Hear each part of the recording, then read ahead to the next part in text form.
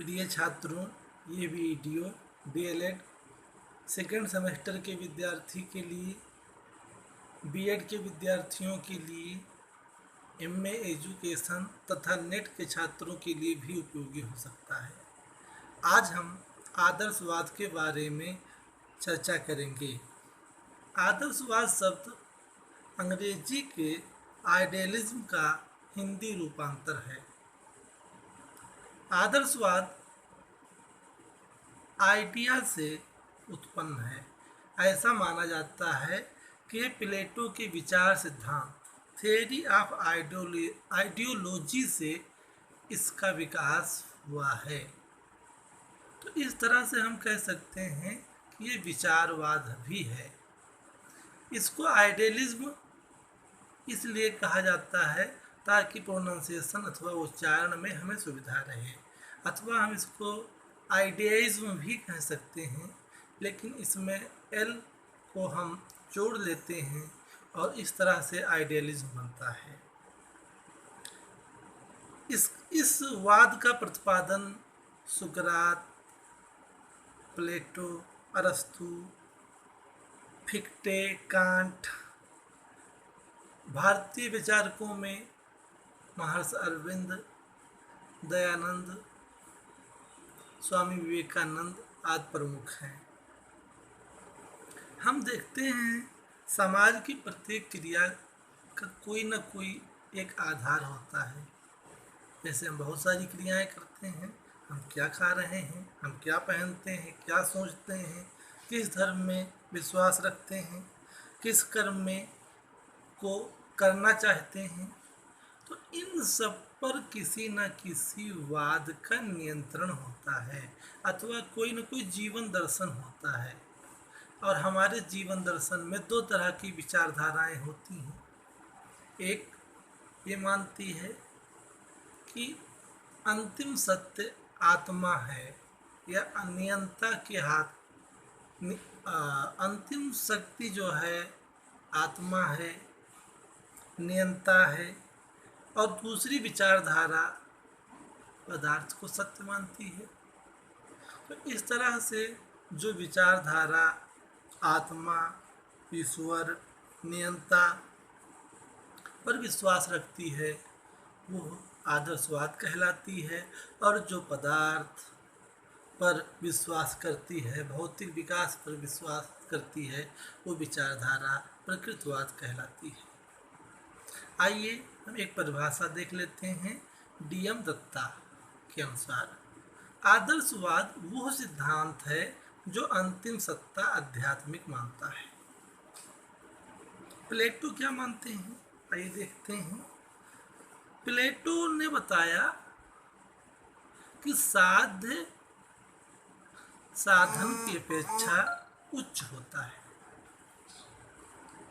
अतः शिक्षा का उद्देश्य है कि व्यक्ति में सौंदर्य की उपासना या सौंदर्य के प्रति प्रेम विकसित हो। मनुष्य को शिक्षा इसलिए दी जा रही है कि वो कुप्रवृत्तियों का शिकार ना हो, उसके अंदर सत्यम, शिवम, सुंदरम की अवधारणा का विकास हो। तो ये प्लेटो का मानना था।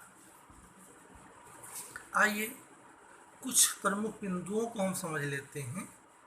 डॉक्टर प्रेमनाथ स्पष्ट करते हैं। पहला बिंदु वो स्पष्ट करते हैं कि वास्तविकता जो होती है, जो रियलिटी होती है, उसका स्वरूप आध्यात्मिक होता है, भौतिक नहीं होता है।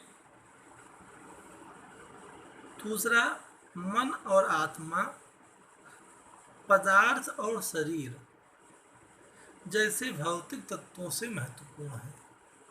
आत्मा ज़्यादा महत्वपूर्ण है, मन ज़्यादा महत्वपूर्ण है। तीसरा पॉइंट, मनुष्य सर्वोच्च रचना है, वो प्रतिष्ठा और विशिष्टता से युक्त है। निश्चित ही अगर ये माना जाए तो मनुष्य सर्वोच्च प्राणी है। और नेक्स्ट पॉइंट, मन की स्वतंत्रता उच्चतम सद्गुण है। जब तक हमारा मन स्वतंत्र नहीं होगा तब तक हम हमारे अंदर स्वतंत्र चिंतन करने की क्षमता विकसित नहीं होगी। नेक्स्ट पॉइंट है सत्यम शिवम सुंदरम ही सर्वोत्तम आध्यात्मिक मूल्य है। ट्रुथ, शिवम जो कल्याणकारी है, जो सुंदर है, और आध्यात्मिक विकास मानव का चरम बिंदु है। जैसे हम प्रगति करना चाहते हैं तो किस रूप में करना चाहते हैं, तो वो आध्यात्मिक विकास ही हमारा अंतिम बिंदु है। और अंतिम पॉइंट ब्रह्म ज्ञान ही उच्चतम ज्ञान है। ईश्वर का साक्षात्कार करना, ईश्वर को जानना या सत्य को जानना ही उच्चतम ज्ञान है। एक बात मैं यहाँ पे स्पष्ट कर दूं कि ज्ञान अलग अलग नहीं है, ज्ञान एक है। आइए आदर्शवाद के प्रमुख सिद्धांत के बारे में चर्चा कर लेते हैं। तो इसके जो प्रमुख सिद्धांत हैं, संपूर्ण जगत के दो रूप हैं, एक आध्यात्मिक जगत है और दूसरा भौतिक जगत। आदर्शवाद आध्यात्मिक जगत को श्रेष्ठ मानता है, उच्च मानता है, जबकि भौतिक जगत जो है आध्यात्मिक जगत की एक झलक है। तो ये मानकर हम चल सकते हैं कि ये भौतिक जगत वास्तविक नहीं है, इसलिए हमें आत्मा का ज्ञान प्राप्त करने का प्रयास करना चाहिए। नेक्स्ट, वस्तु की अपेक्षा विचार का महत्व। तो हम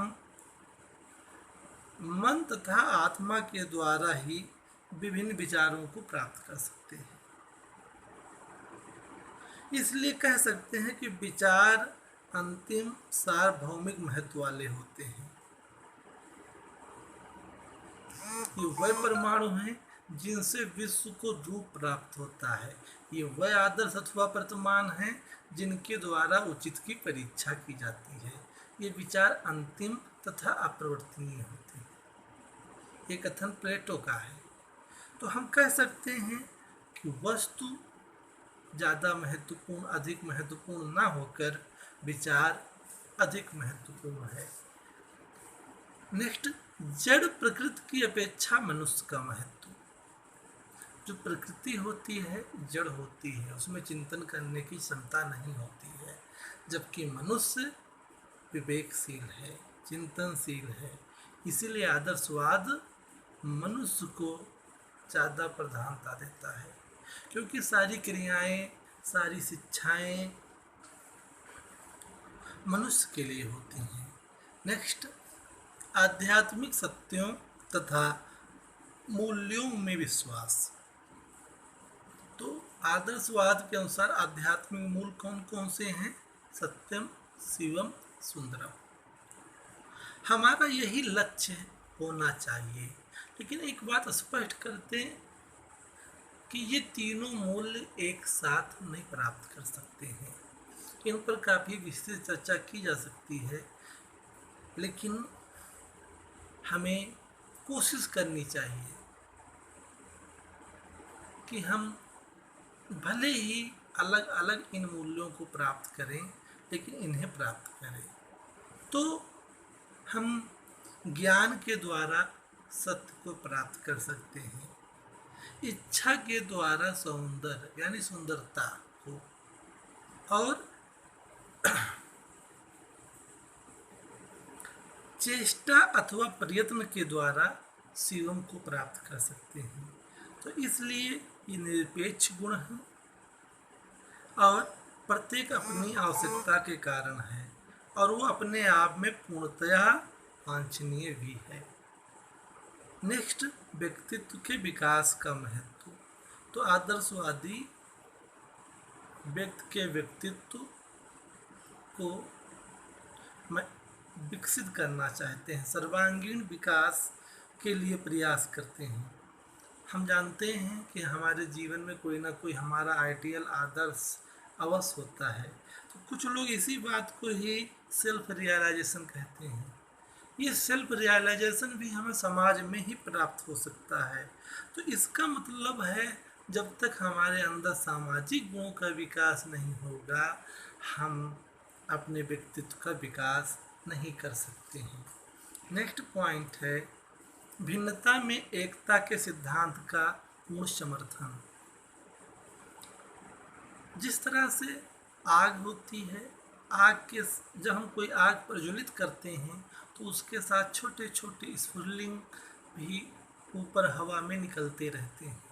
तो वो प्रत्येक चिंगारियाँ, वो आग के कण अलग अलग होते हैं, लेकिन उनकी उत्पत्ति एक ही स्रोत से होती है। तो उसी तरह से हम भले ही भिन्न हों, लेकिन हमारे अंदर एक ही ईश्वरीय, एक ही शक्ति, एक ही चेतना से हम उत्पन्न होते हैं। इस तरह से हम कह सकते हैं कि भिन्नता में एकता के सिद्धांत का पूर्ण समर्थन करता है। आइए अब हम आदर्शवाद और शिक्षा के उद्देश्यों के बारे में चर्चा करते हैं। तो आदर्शवाद के जो है, अगर उद्देश्यों को हम देखें तो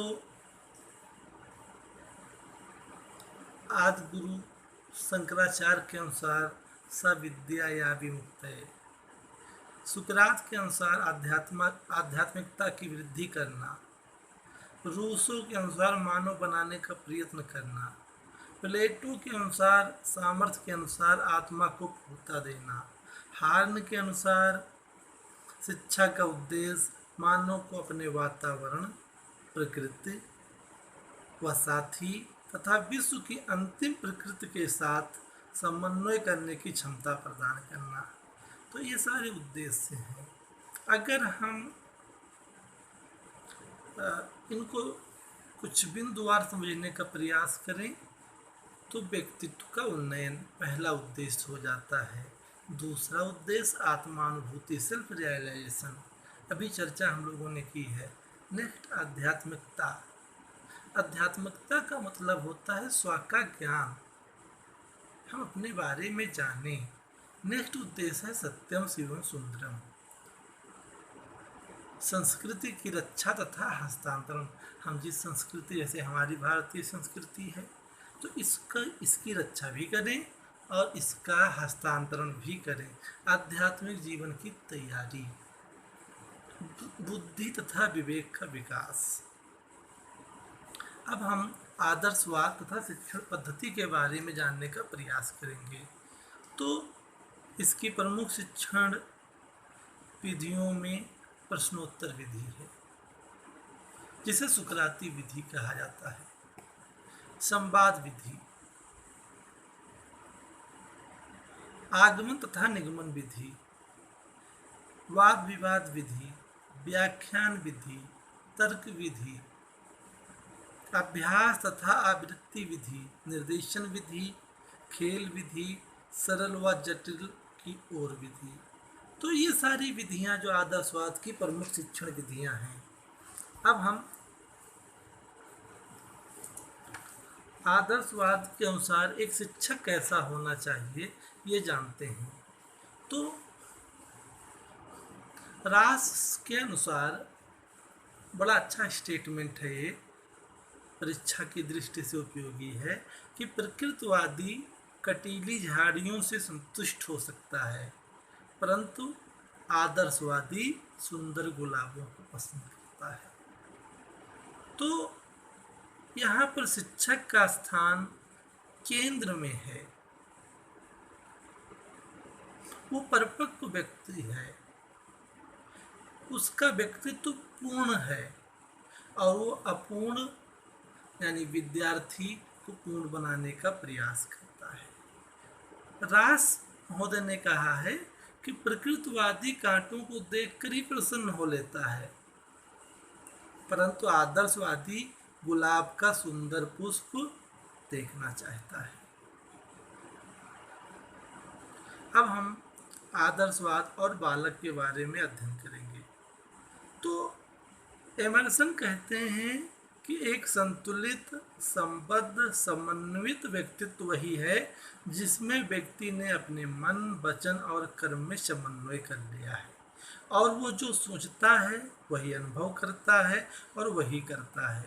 तो इस तरह से हम ये मान सकते हैं कि शिक्षक का स्थान केंद्र में है और विद्यार्थी परिधि में। इसलिए आदर्शवाद में बालक को प्रधानता नहीं दी गई है। आदर्शवाद और अनुशासन के बारे में अगर जानने का प्रयास करें तो ये थोड़ा बहुत शारीरिक दंड को भी प्रश्रय देते हुए प्रतीत होते हैं, लेकिन इसका अर्थ गदाफ के न लगाया जाए कि ये शारीरिक दंड के प्रबल समर्थक हैं। ये प्रभाववादी अनुशासन के समर्थक हैं, लेकिन बाद में धीरे धीरे आत्म अनुशासन की तरफ इनका ध्यान गया और ये जो है विद्यार्थियों में स्वानुशासन या आत्म अनुशासन के द्वारा अनुशासित रहने को बताते हैं। प्रोफेसर हान कहते हैं कि शासन का आरंभ बाह्य रूप से होता है, किंतु ये अधिक उचित होगा कि यदि इसका अंत आंतरिक रूप में आदत निर्माण द्वारा हो। वास्तव में ये कथन बड़ा प्रामाणिक और अच्छा सा दिखाई देता है कि बच्चे जब छोटी अवस्था में होते हैं तो अनुशासन बाह्य हो सकता है, लेकिन धीरे धीरे जब बच्चे विकसित होने लगते हैं, बड़े होने लगते हैं, तो इसका स्वरूप बदल जाता है और ये आंतरिक हो जाता है, ये आदत के रूप में विकसित होता है। तो इस तरह से अगर हम आदर्शवाद का मूल्यांकन करना चाहें तो इसमें निम्न गुण दिखाई पड़ते हैं कि ये बालक में सत्यम, शिवम, सुंदरम और चरित्र निर्माण जैसे गुणों का विकास करना चाहता है। आदर्शवाद शिक्षा के उद्देश्यों को प्रभावित करता है एवं व्याख्या करता है। आदर्शवाद में शिक्षण प्रधान है, इसलिए वो बालक एवं समाज का हित साधन मानता है। आत्मानुशासन, आत्मनियंत्रण पर बल देता है। बालक के व्यक्तित्व का विकास चाहता है। बालक इसके दोष भी कुछ देख लेते हैं। आदर्शवाद के उद्देश्य जो हैं वो अप्राप्य हैं, प्राप्त नहीं हो सकते हैं। ये वर्तमान के बजाय भविष्य में विश्वास करते हैं, ये पूर्णता में विश्वास करते हैं और पूर्णता किसी को प्राप्त नहीं हो सकती है। दूसरी बात, सबसे जो महत्वपूर्ण दोष दिखाई देता है कि बालक का स्थान गौण है जबकि शिक्षक का स्थान प्रमुख है। शिक्षण विधि में आदर्शवाद की कुछ देन नहीं है और आज के भौतिक युग में आध्यात्मिक मूल्यों का भी बहुत ज़्यादा महत्व नहीं है। ये संक्षिप्त आदर्शवाद पर चर्चा थी। सुनने के लिए सभी को बहुत बहुत धन्यवाद।